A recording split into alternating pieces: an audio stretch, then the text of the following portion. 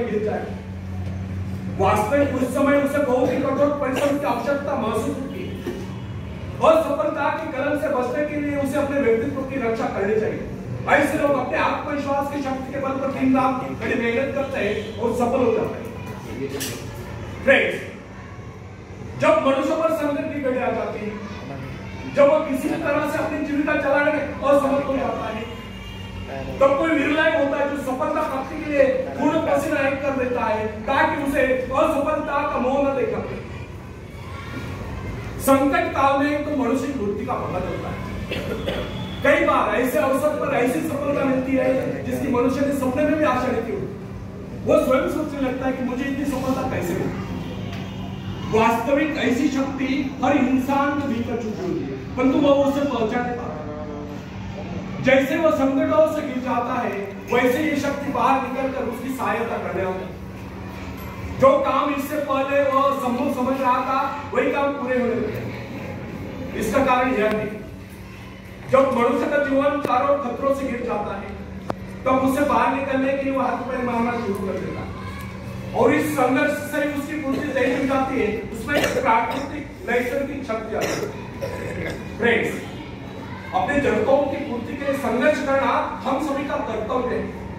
संघर्ष से ही तो हमें सफलता मिलती है। जिनमें संघर्ष करने की इच्छा ही न हो, वो तो असभ्य और जंगली कहलाएगा।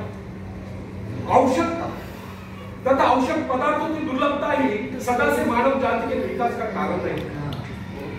हर सभ्यता और संस्कृति का आधार श्रम और संघर्ष का। जो अपने लक्ष्य पाने में होता है वही तो देश।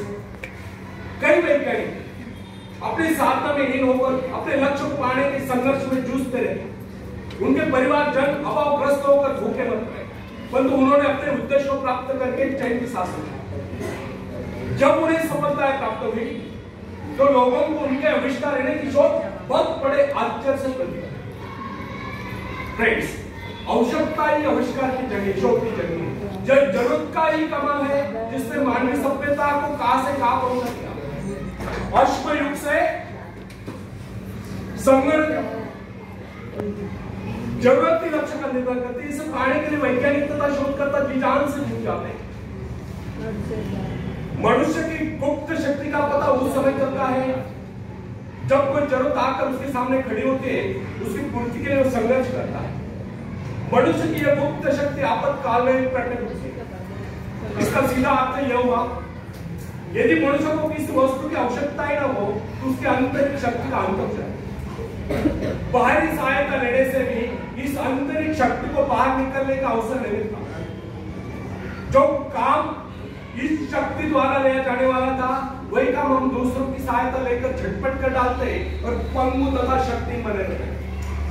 इसलिए हमें एक बात कदापि नहीं भूलनी चाहिए कि अपने मित्रों की सहायता लेने के बजाय या दूसरों की सहायता लेने के बजाय अपने आंतरिक शक्तियों की सहायता लेना हमारे लिए अधिक उचित है। क्योंकि आत्मनिर्भरता एक ऐसी शक्ति है जो मित्रता यानी कि मित्रों से ली हुई सहायता, प्रभाव दूसरों का प्रभाव, धन संपत्ति यानी कि दाम का काम, पैसे से लिया हुआ काम, ऊंचा वंश यानी कि ऊंचे खानदान में जन्म पाए हुए व्यक्ति का सहारा लेना या बाहरी किसी भी प्रकार की सहायता, इन सब की सामूहिक शक्ति से ही शक्तिशाली होती है।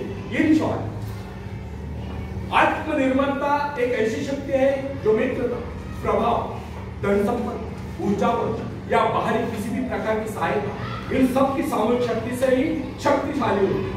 आत्मनिर्भरता की सहायता लेकर मनुष्य भीषण से भीषण बाधाओं को भी पार कर जाता है, भयंकर कठिनाइयों पर भी विजय प्राप्त करता है, बड़े से बड़े आविष्कार लेने की शोध करने में भी सफल हो जाता है।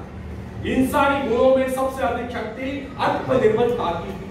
जो इंसान अपने सहारे जीता है, जो अपने बल पर चलता है, जो अपने लक्ष्य पर चट्टान की भांति डटा हुआ है, जो बाधाओं को सामने देखकर जरा भी विचलित नहीं हुआ, जिसे अपनी कार्य कुशलता और कर्म शक्ति पर पूरा विश्वास है, वही सफल होता है। सत्य, पवित्रता और सुंदरता पर प्यार करना मनुष्य का स्वभाव है। जो व्यक्ति मौलिक विचारों के बल पर जीता है, जिसके कुछ सिद्धांत है जिन पर वह आरूढ़ रखता है, जो अपने वसूलों पर दूरता से कायम है, लोग उसे आश्चर्य से देखते हैं, उसके अनुयायी यानी कि शिष्य बनने का प्रयत्न करते हैं, क्योंकि लोगों के दृष्टि में वो महान है। फ्रेंड्स, यदि आप भी महान बनना चाहते हो तो अपनी शक्तियों को पहचानो। ईश्वर ने जो शक्ति आपको प्रदान की है वो आपके भीतर छुपी हुई है, उसे जगाकर बाहर लाओ। यदि आप उसे जगाने में सफल होते तो सफलताएं आपके कदमों तले होगी और आप कामयाबी के शिखर पर होंगे। आखिर में हरिवंश नाथ बच्चन जी की कविता में पेश करता हूं, आप भी मुझे साथ देंगे। लहरों से डरकर नौका पार नहीं होती, कोशिश करने वालों की कभी हार नहीं होती।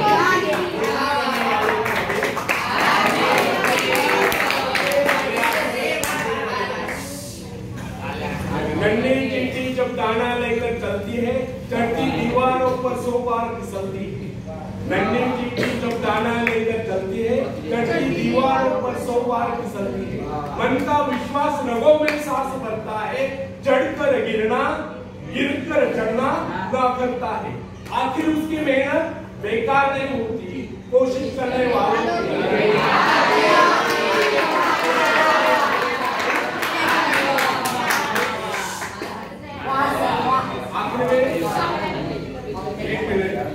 रिकॉर्डिंग चल रहा है। आप आखिरी में यानी आखिरी में जब मैं एक कोरस साउंड भी अच्छी तरह होना चाहिए, तुम्हारा आवाज बहुत इतने जोर से दिल से दोहराना हो, तो ध्यान से। लहरों से डरकर नौका पार नहीं होती, कोशिश करने वालों की कभी हार नहीं होती। नन्ही चींटी जब दाना लेकर चलती है, चढ़ती दीवारों पर 100 बार फिसलती है। मन का विश्वास रगों में सांस भरता है, चढ़कर गिरना गिरकर चढ़ना ना करता है। आखिर उसकी मेहनत बेकार नहीं होती, कोशिश करने वालों की कभी हार नहीं होती। कोशिश करने वालों की कभी हार नहीं होती। डुबकिया सिंधु में गोताखोर लगाता है, सिंधु में भी समझ में। डुबकिया सिंधु में गोताखोर लगाता है, जा जाकर खाली हाथ लौट कर आता है। मिलते नहीं सोजी मोती गहरे पानी में, मिलते नहीं सोजी मोती गहरे पानी में।